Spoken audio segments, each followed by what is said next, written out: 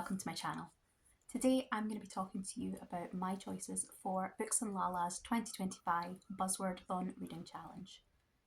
Buzzwordathon has been running for a good few years now and I've usually taken part. This year Kayla has doubled up the number of prompts by adding a whole new element to the challenge. Each month we're going to be given 2 prompts, one of which will be to find a specific word or a specific theme of words within the title of the book, and the second challenge will be to find a certain visual element on the cover somewhere.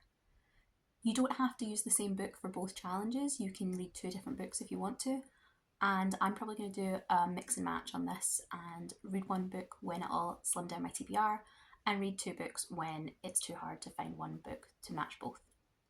I'm also not going to be massively bothered about whether or not I'm reading the book in the month that it's specifically assigned to.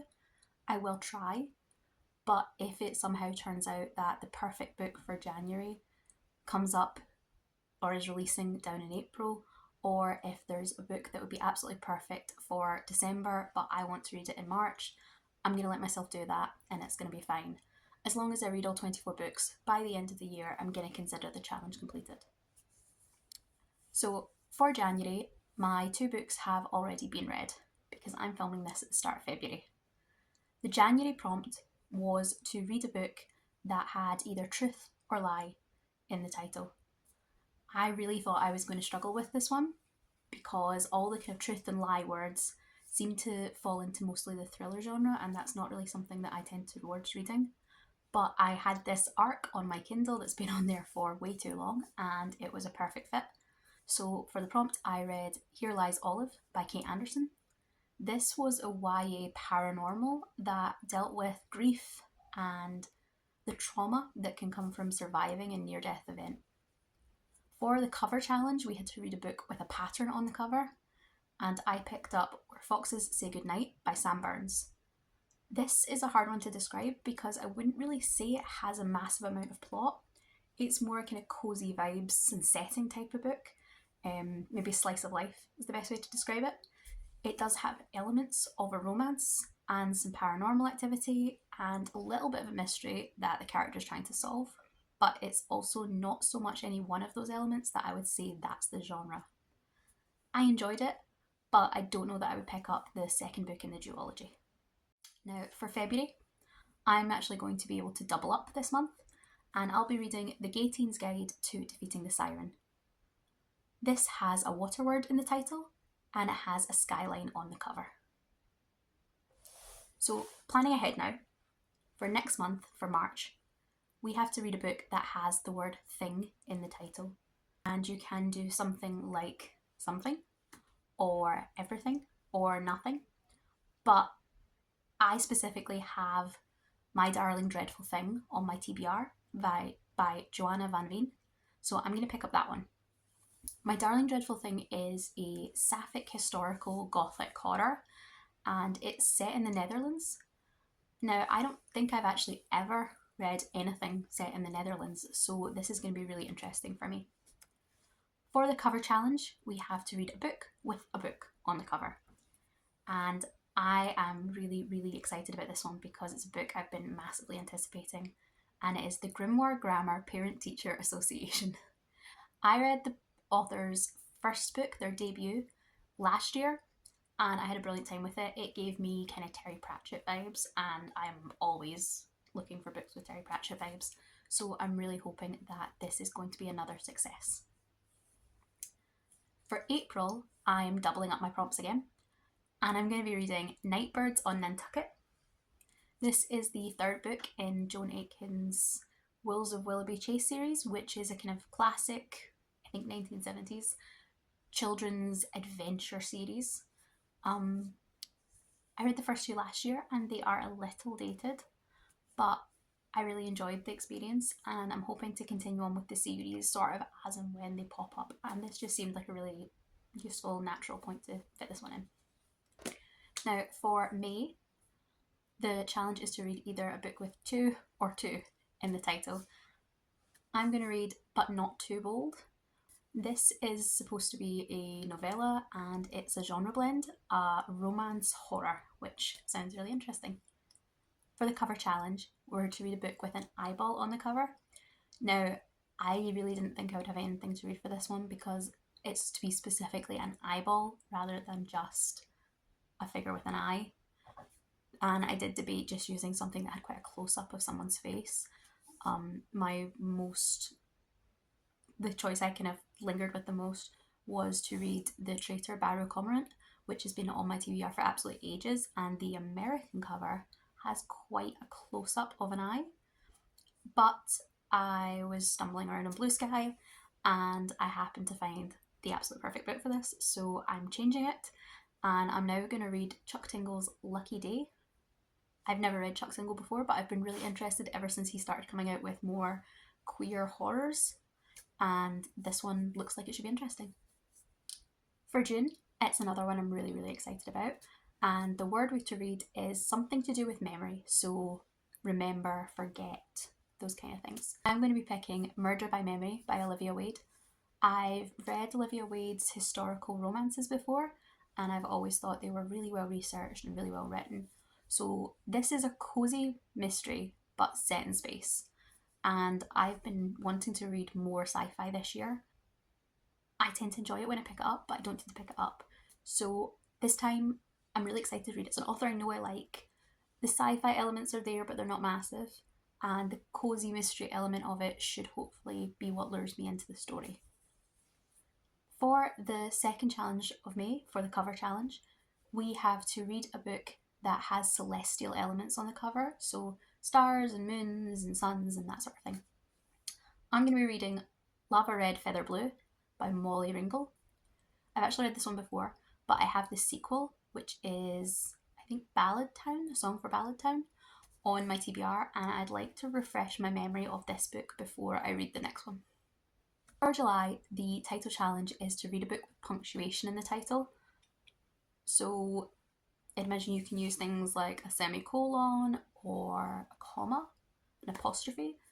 Personally, I have one that has a question mark in the title, which I thought was quite a good fill. This is an arc that I have had on my Kindle for a long time because I requested it and then wasn't sure it was for me. The book is called Why Cheese, and it's a shapeshifter Why Choose romance with cheese shapeshifters. I'm excited to read it and to see what I think. The cover challenge is to read a book with some kind of technology on the cover, and I have Prime Time Travellers, which I know nothing about, but looks like it'll be a lot of fun. For August, the title challenge is to read a book with in the title. I thought this would be so easy. I thought there would be dozens of books that had with on my shelves, and it turns out there's not. There's not. I did have one book on my Kindle, which is Deal with an Elf King by Elsie Kova. It's been on there for a while. I think it's a Hades and Persephone retelling, which is probably why I picked it up, but I'm not entirely sure. I think it's a standalone novel, or at least it was when I bought it, but I think it now might be part of a series of interconnected standalone romances where it's, the title format follows the something with the something. The cover prompt challenge is to read a book with transportation on the cover. And I have a book that I'm excited to read, ready to go for this. I've been reading in the past few months the first 7 books in the SOS Hotel series. These are all really, really short, 200-ish page books that feature a hotel for supernatural creatures and the adventures that the management have keeping this hotel running. The series originally ran to 7 books, and at the end of the 7th book, it has a solution. It's the end of the series. That's it over. But then there's this book which doesn't get listed as part of the series, but also does. And it's due out this year, and that's the one I'm going to pick up. I'm really excited, and I'm hoping that this is like a new tangent for the series because I would happily read another dozen or so books in the universe. September's another month where I'm hoping that I'll be able to double up my reading challenge. The word that we have to pick has to be an event word, and the cover challenge is to be foliage. So I'm going to read A Haunting Season, which is a series of short stories by various authors. Some of the authors I've read from before, some of them I haven't, and I'm hoping that this Haunting Season will lead nicely into the kind of spooky, Halloweeny reading that I'll want to do in October. I'm not usually a big fan of short stories, so if you have an alternate for either one of these, especially the event in the title, because I think I could find foliage on the cover quite easily, then please let me know in the comments, because that would be really good just to have an alternate in case the short stories I end up dropping out halfway through. For October, the theme of Halloween kind of makes a comeback, and both have that kind of vibe to them. The title challenge is to read a book with a violent word in the cover. I'll probably be reading something, probably a cozy mystery, probably something with a pun on murder or death. Things like A Lively Murder is the next book in that series I want to read, or there's Silent Nights or Murder by Libby Klein.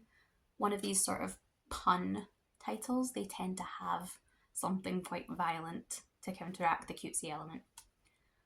The second challenge is to read a book with a weapon on the cover, and I'm hoping to read The Sins in Their Bones, which has a gun on the cover. For November, the title challenge is to read a book with never in the title, and this was another one I really struggled with. I could not find anything on my TBR or on my shelves that fit it. I briefly considered going with 10 Things That Never Happened by Alexis Hall, but I actually just read it in December and in March last year, so this would be my third reread within a year or so, and as much as I do love this book, and I don't know that I want to commit myself to reading it so often. Luckily, I managed to find a Timothy Janowski book that I haven't read yet, and I've been wanting to dip into his back catalogue because I've always enjoyed the books I've read by him. So the book I'll be reading for the title challenge is Never Been Kissed. The cover prompt for November is to read a book with food or drink in the cover. And funnily enough, I already have a book in my Kindle by the same author that has food or drink in the cover. So that's what I'll be doing this month. And finally, we come on to December. The title challenge is to read a book with alliteration in the title. If you don't know, alliteration is when you have words with the same letter at the start of them. So I'm going to read The Hollow and the Haunted, which I have seen on so many Best of 2024 lists that I had to buy myself a copy, and I'm really looking forward to getting it and seeing what all the hype's about. For the cover challenge, we have to read a book with a monochromatic cover. Now, Kayla explains this further by saying that she will count anything that has black, white, and one other colour. I've taken it in a slightly different way, and I'm reading a book that has quite a grayscale cover to it. There's a little bit of colour around the face of the character, but by and large, the cover's a pretty black and white picture. So I'll be reading The Justice of Kings, which is a adult fantasy that I have heard nothing but good things about. So that's the 24 prompts that I will be trying to read in 2025. Let me know what you think of these books. If you've read any and think they're brilliant, or if you've read any and think they're terrible, let me know so I can decide whether to move things about or to switch them up. Also, as I mentioned briefly, I think, this year I'm really going to try and make a push to fit in a bit more sci-fi and maybe even a bit more horror into my reading. So if you have a book that would fit one of these prompts and is in one of those genres, then let me know that as well, because I can probably switch out any of the fantasies or mysteries I have because I would read them anyway. Thank you for watching my video. If you've enjoyed it, please like and subscribe, and I'll see you next time. Goodbye.